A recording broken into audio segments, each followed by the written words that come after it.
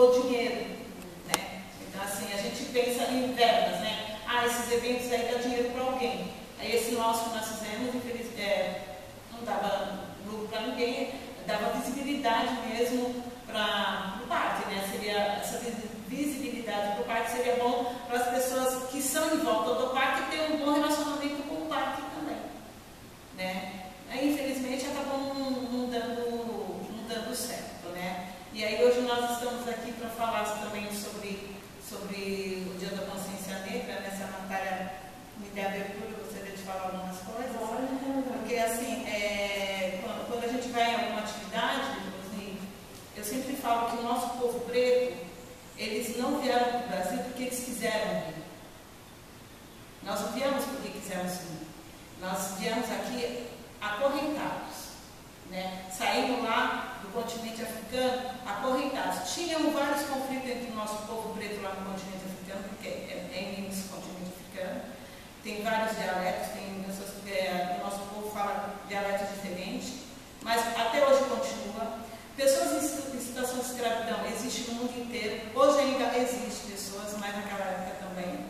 Não era pela cor da pele que nós fomos escravizados. Nós não viemos com um povo em situação de escravidão para o Brasil por causa da cor da nossa pele.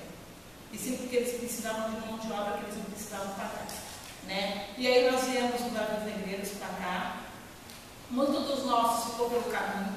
Os nossos homens foram violentados na frente do seu povo, os líderes eram violentados na frente do seu povo, usados pelos outros homens para perder a autoridade perante a sua família e o seu povo. As nossas mulheres também, até as nossas crianças também. Muitos ficaram pelo caminho, por quê? Porque às vezes o navio estava muito cheio e aí eles não tinham como transportar todos, então eles jogavam todos ao mar, um acorrentado ao outro, vivos. E os tubarões, eles mudaram totalmente a sua rotina no mar, porque quando passavam na navio negro, eles sabiam que tinha carne, então eles vinham e comiam o nosso povo. Então, assim, quando se fala que o nosso povo ficou em situação de escravidão, não foi por causa da cor da sua pele, não foi por causa disso. E chegando aqui no Brasil, continuaram sofrendo tudo que passaram. E aí, em 1824, quando começou lá, os negros começaram a se entender, a querer se fazer um movimento para se libertarem da situação de escravidão, porque tinham 400 anos de escravidão. O que aconteceu? Em 1824, começaram a falar sobre o estudo, que todo cidadão livre poderia estudar. Como que o nosso povo ia estudar, os livros?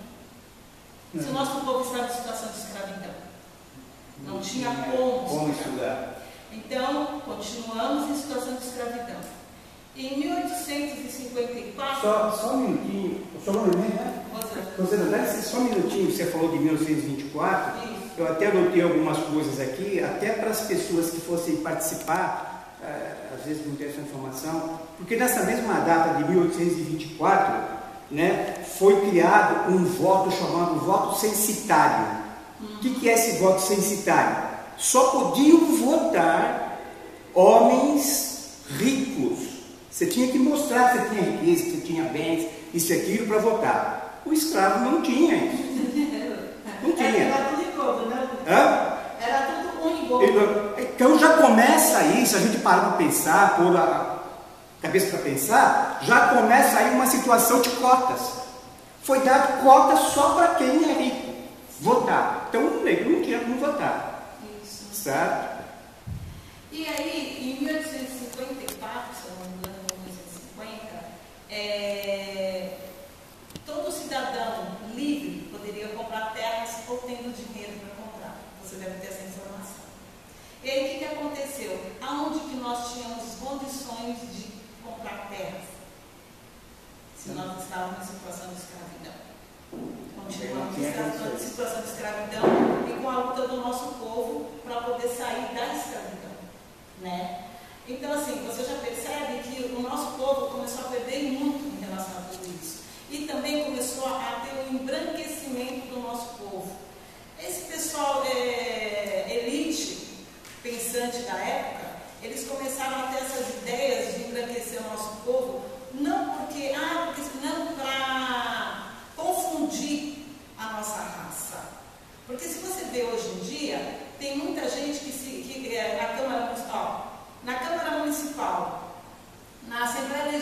legislativa e também na federal, quantos pretos nós temos como parlamentares, né? Na Câmara Municipal, até agora, antes dessa eleição, tínhamos, se eu não me engano, 5. Na Assembleia Legislativa, 7. Pessoas que se declaram pretas. E como deputado federal, se eu não me engano, são 13. Se eu não me engano, são 13.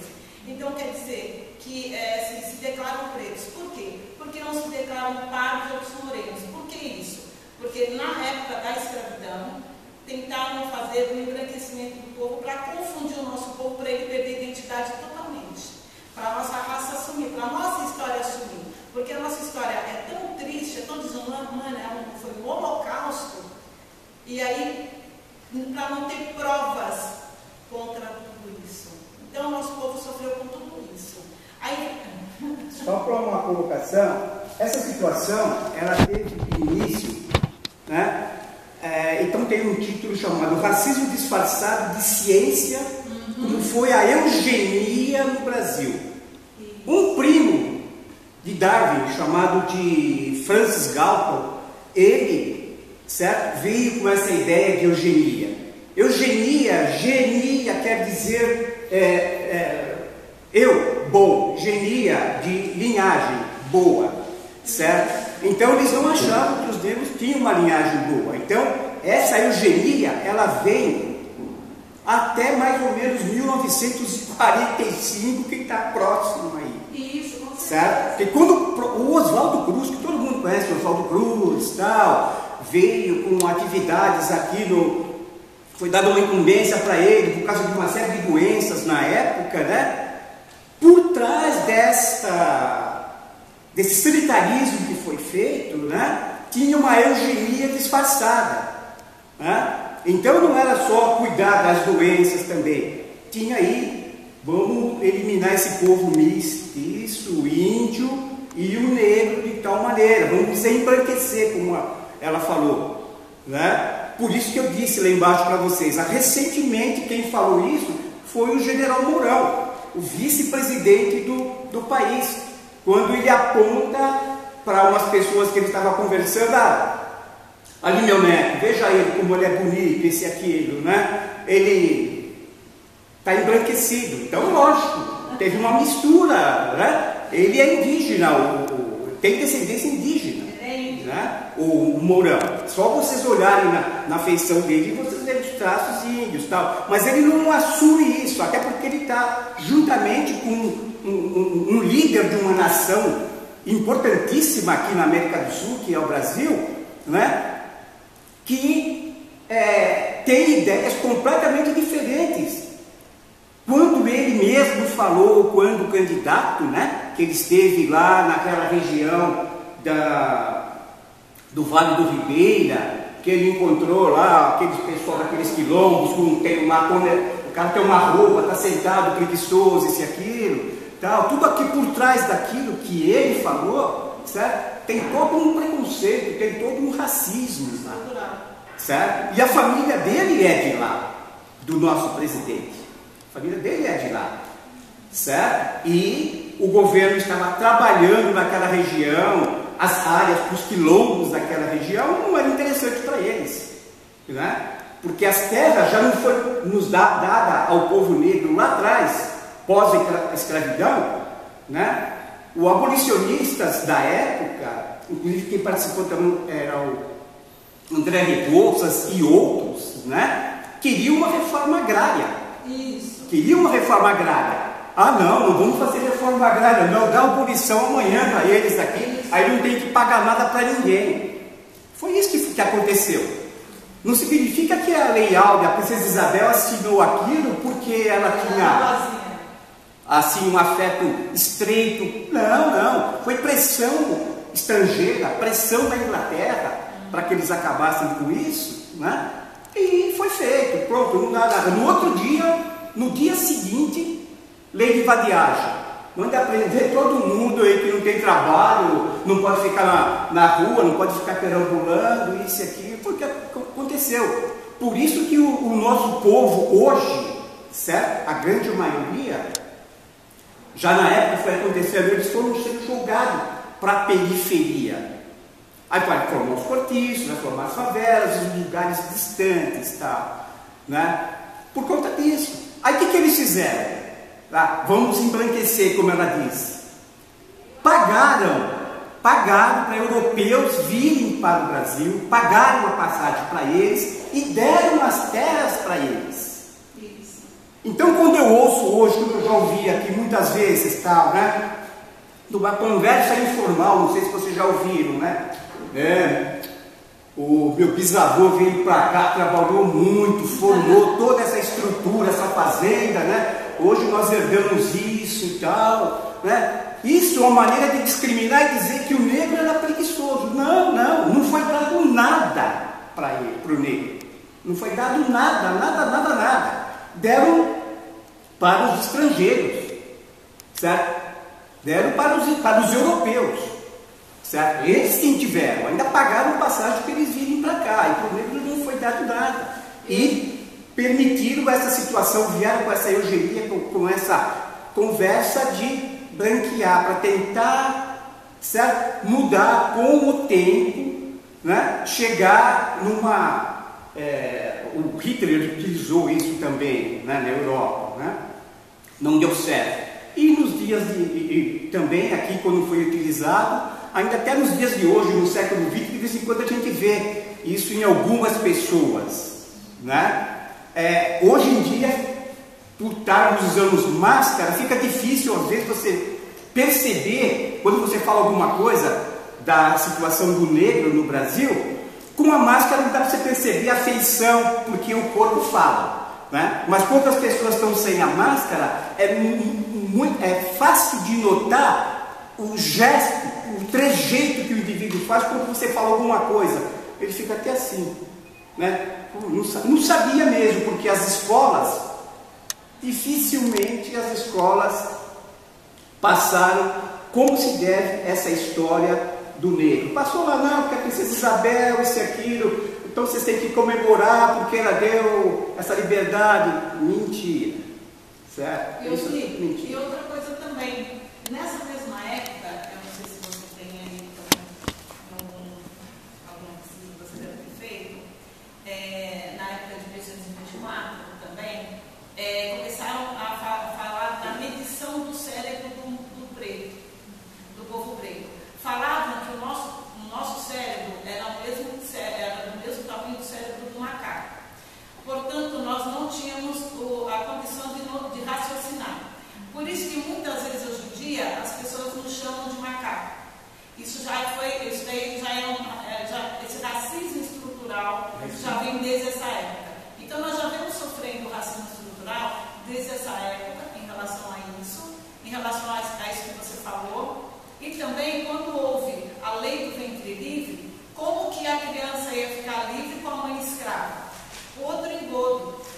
E também em 1940, se eu não me engano, houve essa lei da vadiagem. Todo o pessoal, todas as pessoas que estivessem na rua, sem trabalho, sem carteira de trabalho, se eu não me engano, essa lei da vadiagem acho que existe até hoje, se eu não me engano. Mas tudo... É uma contradição penal. Isso. E aí, assim, o nosso povo vem sofrendo com isso desde que aconteceu tudo isso. E o objetivo nosso de estarmos falando, porque assim, quando o preto fala da sua história, é mimimi. Quando o branco fala, é com propriedade. Não pode ser isso. Não que um branco não possa falar sobre a nossa história. Por exemplo, eu sou casada com um homem branco. E aí o meu marido, ele não sofre com racismo porque ele é branco. Ele sofre com o meu sofrimento. Entendeu? Ele também sofre, mas por causa do meu sofrimento, porque a gente sabe que é muito difícil. O meu sobrinho é um negrão de 1,90 m de altura. Ele desceu do ônibus ali perto da padaria Algarve para atravessar a mata para vir para casa. É quase todo dia. O policial para o meu sobrinho para revistar. Eu fui até lá para conversar com eles sobre esse assunto. E quando eu cheguei lá, eles estavam já revistando meu sobrinho novamente. Aí eu chamei a pessoa responsável lá, o coronel, sei lá quem, falei para ele assim, eu preciso falar uma coisa para vocês, porque está complicada a situação do meu sobrinho em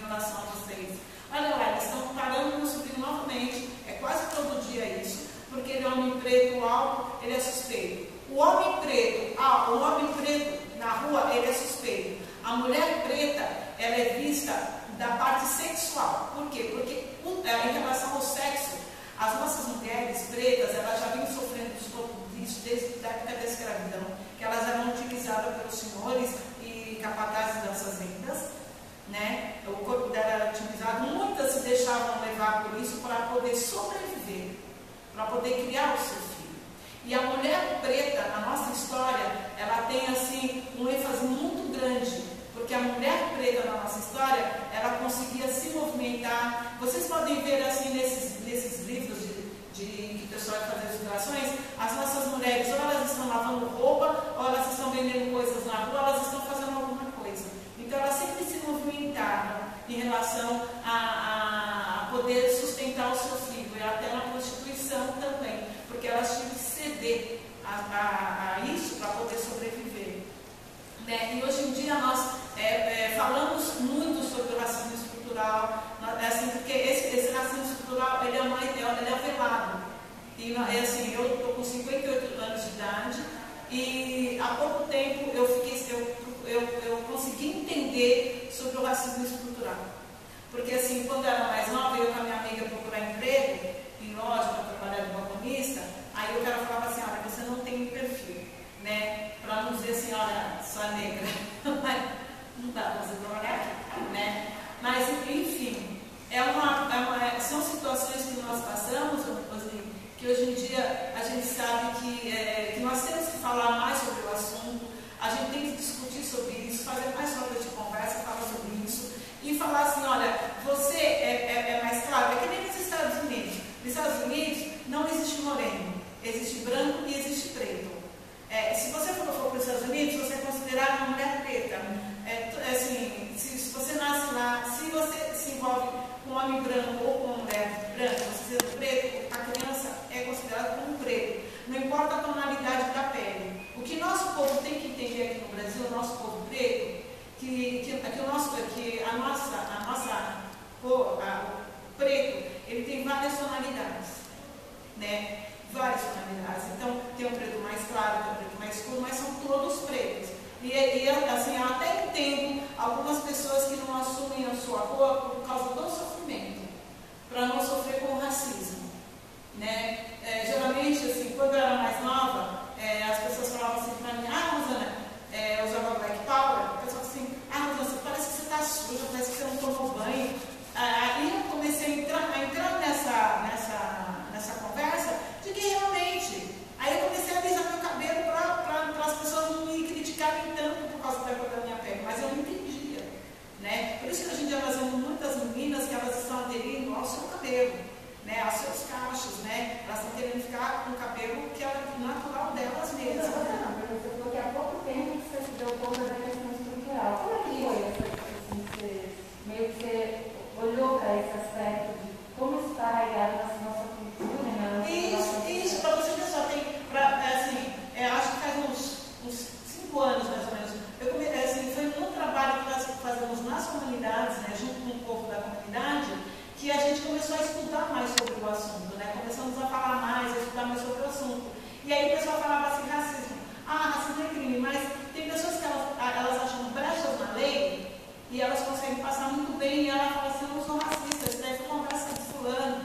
Então, assim, nós começamos a procurar saber mais sobre o assunto, né? Começou a buscar mais sobre o assunto, para você ver só como demorou para não para eu aceitar a cor da minha pele, porque eu sou uma preta retita. Mesmo os negros, essa história, precisa ser pesquisada. Tem historiadores aí que estão buscando essas informações, porque é vasto. Com certeza. Né? As informações existentes, mas tem que ser informações existentes confiáveis. Não a história que outros historiadores contaram para poder florear, certo? Para poder colocar um pano quente nisso aqui, como ela disse, né? Vira e mexe que houve, hoje usa o termo mimimi, qualquer coisa, não é qualquer coisa. Não é. Certo? Porque quando você vai ler alguma coisa, você tem que pegar várias informações e fazer um apanhado e verificar e comparar, né, o que falaram, o que a gente aprendeu na escola, quando ginásio, quando colégio, e o que efetivamente os historiadores que estão aí pesquisando esses assuntos, até porque muitos alfarrábios da Princesa Isabel foi aberto não faz muito tempo, né? Estavam tudo guardados, não faz muito tempo. Foram abertos e se obteve informações, tal, né? Porque a ideia, porque é estrutural, de manter isso de tal forma que o indivíduo não possa ter meios para poder contestar, né? Porque quando o indivíduo provoca uma situação racial qualquer, que vai lá para a delegacia, isso aquilo, pode não ser racismo, pode ser taxado de preconceito, isso aquilo, o indivíduo não vai pagar fiança, nem nada. Então precisa haver uma mudança mesmo, também estrutural nessa situação, aonde o indivíduo vai ter que pôr a mão no bolso e não vai sair, né? Como é que nós vamos fazer essa situação se toda a nossa estrutura lá em cima, na esfera federal, lá no Supremo, são todos brancos? E por que são todos brancos? E por que são todos brancos? Porque o nosso povo preto, ele foi dividido. Porque assim, tem pessoas que elas não se acham pretas, elas se acham morenas, mais claras. Então, toda essa divisão gerou isso. Enfraqueceu o nosso trabalho. Vocês veem nos Estados Unidos, aconteceu agora há pouco tempo que continuam matando o nosso povo preto lá, né? Assim, descaradamente, né? O cara coloca o pé no seu pescoço, aqui no Brasil também, né? E lá tem uma terra boa. Mas ali houve uma movimentação de pessoas, eles se movimentaram, se uniram e falaram somente a respeito do racismo. Aqui no Brasil, não. Aqui no Brasil, quando o pessoal foi lá para a Avenida Paulista, não foi para falar sobre só o racismo.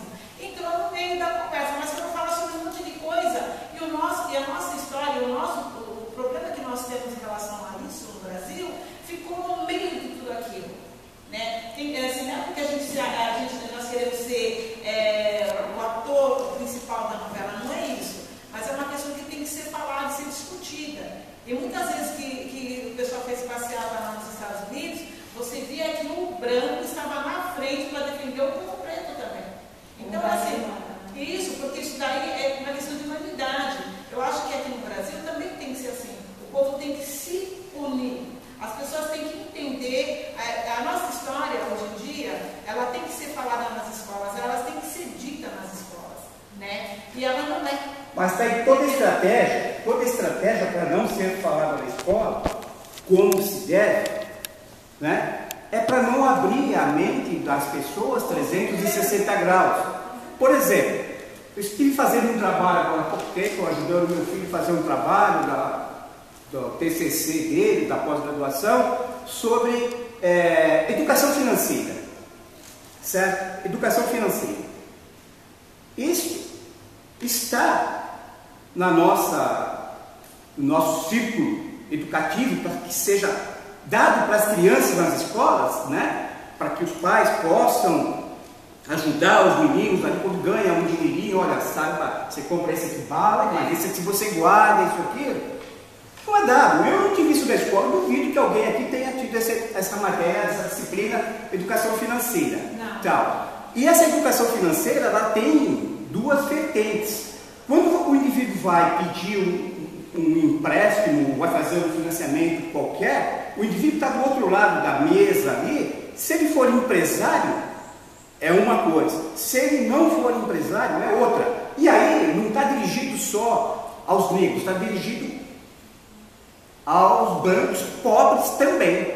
Eles não vão te dar, não vão permitir que você faça um financiamento de uma maneira que é dado ou emprestado para um indivíduo que tem uma empresa, isso, desta maneira, tá? Isso está no neoliberalismo discutido aí, tá? Desta maneira, né? Porque quem sofre hoje aqui não é só o negro, não, é o branco pobre também, tem as mesmas situações que tem um negro, para uma série de coisas, até para o ensino, até para os estudos também. Né? Para se entrar hoje numa universidade como o USP, como a Unicamp, entre outras, né? O indivíduo vai prestar um vestibular muito concorrido. Se ele não teve uma bagagem né? Se ele não teve um cursinho que estruturou muito bem ali, ele não vai conseguir. Ele vai... Por que aumentou o número de faculdades particulares?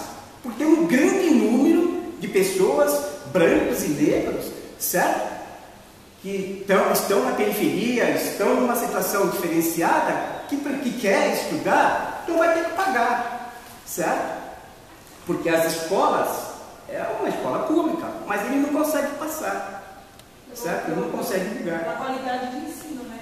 E esses brancos pobres que a gente fala, são aqueles brancos que vêm dos pretos também, das favelas, porque quando houve, quando a gente fala assim, de tudo que nós passamos, né? E a princesa Isabel lá assinou a lei, olha, entre aspas, né? No dia 13 foi festa, e dia 14?